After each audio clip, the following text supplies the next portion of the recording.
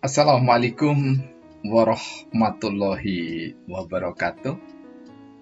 Alhamdulillahirabbil alamin. Allahumma shalli ala Muhammad wa ala ali Sayyidina Muhammad. Pemirsa tercinta sebangsa, setanah air dan dimanapun, monolog Indarwanto Hikmatologi mampu untuk didengar dan dinikmati. Terima kasih karena Anda kami terus berada dalam pusaran energi yang insya Allah bermanfaat bagi kita semuanya. Nah, pemirsa yang dirahmati oleh Allah,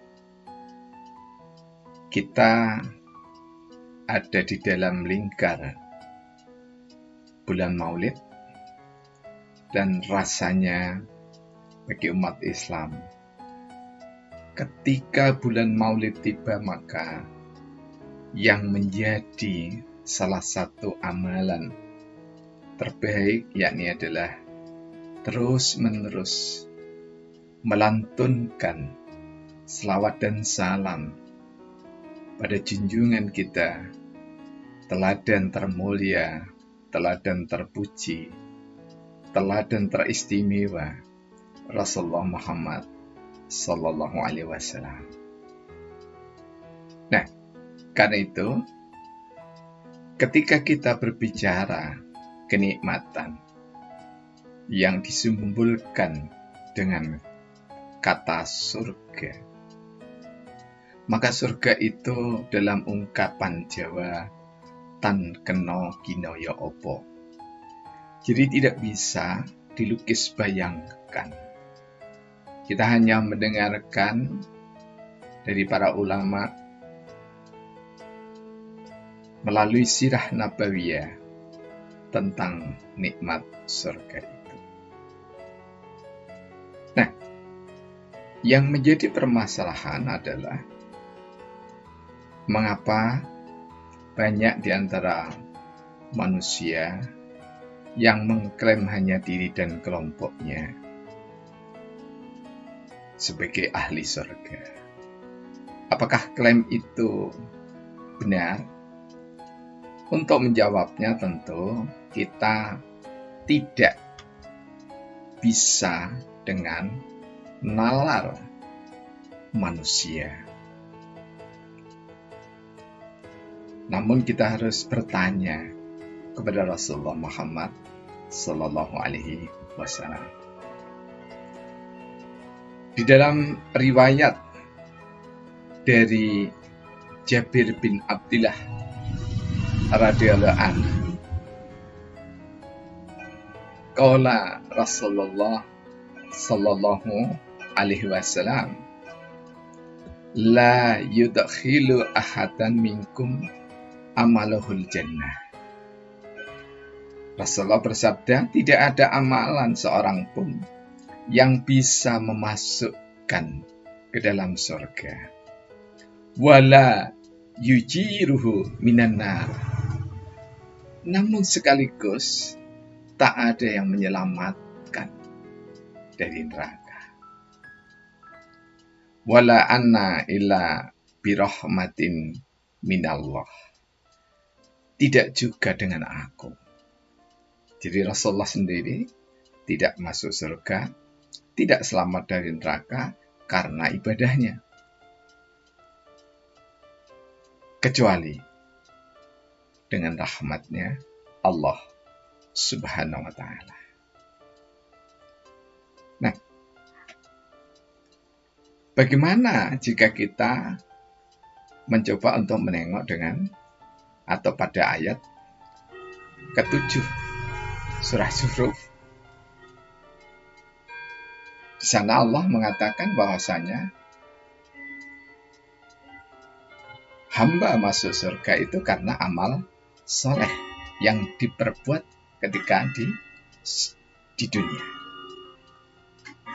Apakah mungkin hadis sahih dari Imam Muslim bertentangan dengan esensi dari Al-Quran. Tidak mungkin.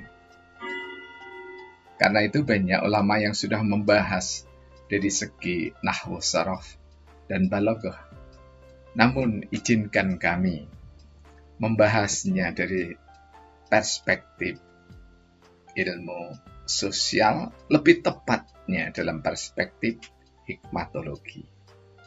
Hikmatologi sekali lagi adalah berpikir dari kedalaman hati nurani berdasar kepada keimanan kita masing-masing.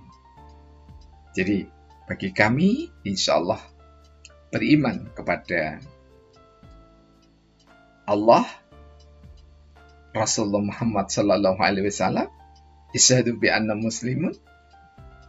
Saya orang yang selalu belajar untuk berserah diri kepada Allah. Itu bagi orang-orang mukmin mukminat semuanya mengatakan begitu. Nah, izinkanlah melalui salah satu syair yang kami tulis ke 6244 pada tanggal 5 bulan 4 tahun 2019 untuk mencoba melukiskan sekaligus mencandra hadis yang diriwayatkan oleh Imam Muslim tadi. Surga itu rahmat. Bukan karena ibadah kelak manusia masuk surga. Bukan karena ibadah nanti terhindar dari neraka. Rasulullah Muhammad bukan karena ibadah masuk surga. Rasulullah Muhammad bukan karena ibadah terhindar neraka. Sungguh puncak sabda sosial Rasulullah insan termulia. Betapa bijaksana Rasulullah menjelaskan surga dan neraka. Dari sabda mulia itu disirnakan kesombongan manusia. Jadi kalau kita kaitkan dengan surah, insya Allah surah Zukhruf ayat 7 ya, bahwa satu sisi Allah mempersilahkan hambanya masuk surga karena amalan yang diperbuat atau amal soleh-solehah yang diperbuat. Tapi Rasulullah mengatakan, bukan karena amal soleh kalian masuk surga. Apa maksudnya ini? Tetapi juga sekaligus bukan karena amal soleh kalian terhindar dari neraka. Dan Rasul pun ketika ditanya, bagaimana dengan engkau ya Rasulullah? Tidak juga dengan aku. Jadi Rasulullah sendiri yang sudah dijamin masuk surga, bahkan surga Rasulullah itu yang teristimewa. Dan tidak ada satu nabi dan umat pun yang bisa masuk surga kecuali Rasulullah Muhammad SAW masuk surga terlebih dulu berserta umatnya. Ada apa ini? Inilah yang saya katakan bahwa sungguh sabda Rasulullah yang diriwayatkan oleh Imam Muslim itu puncak sabda sosial tertinggi, termulia dari Rasulullah Muhammad Sallallahu Alaihi Wasallam. Maknanya bahwa jangan sampai umatnya berebut surga, merasa ibadahnya paling hebat, sembari mengatakan yang lainnya masuk neraka. Karena apa? Rasulullah sendiri bersabda, tidak juga aku. Betapa tawaduknya Rasulullah Muhammad Sallallahu Alaihi Wasallam.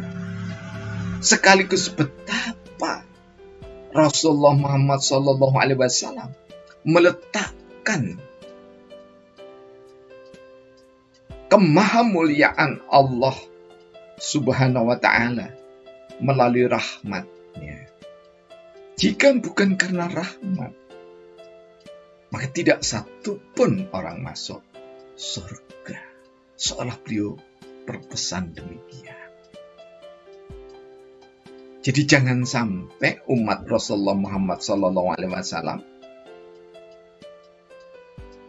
sejak kepemimpinan risalah Islam di bawah Rasulullah Muhammad SAW, kemudian kita berebut surga. Jadi tidak ada yang bertentangan antara sabda yang sahih dengan Al-Quran. Karena itu Jamal Al-Bahna bertutur dengan sangat cerdasnya di dalam reformasi fikih.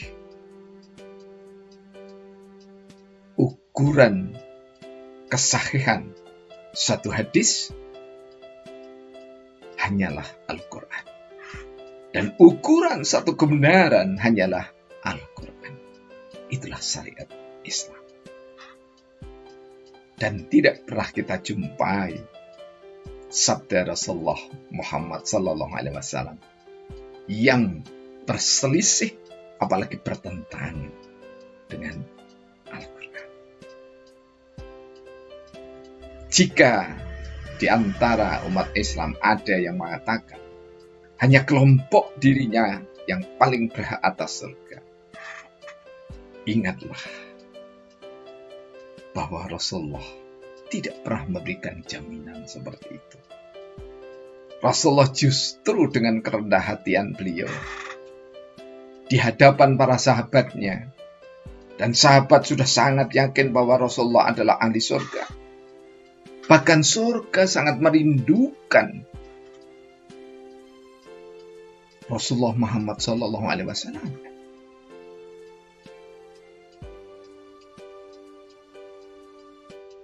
Namun,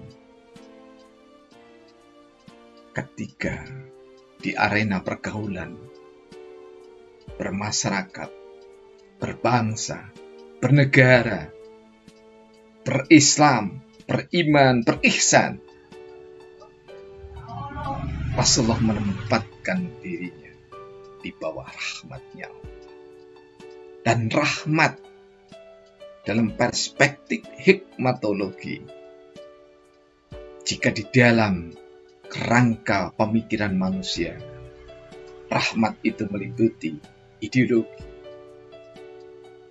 politik, ekonomi, hukum, sosial, budaya, IT, hankam, apapun.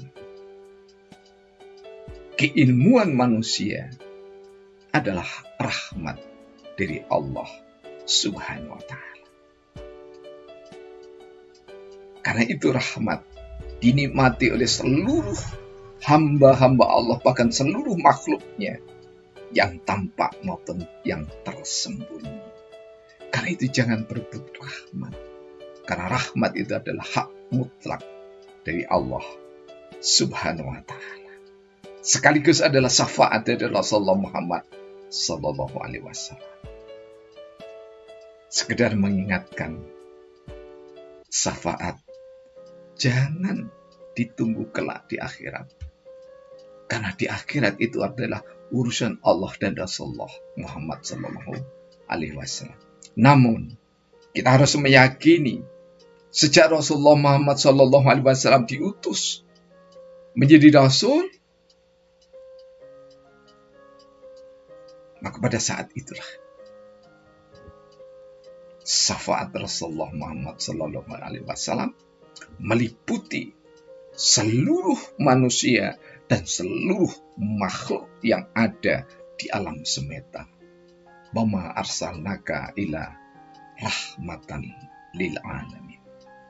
Billahi taufiq wal hidayah.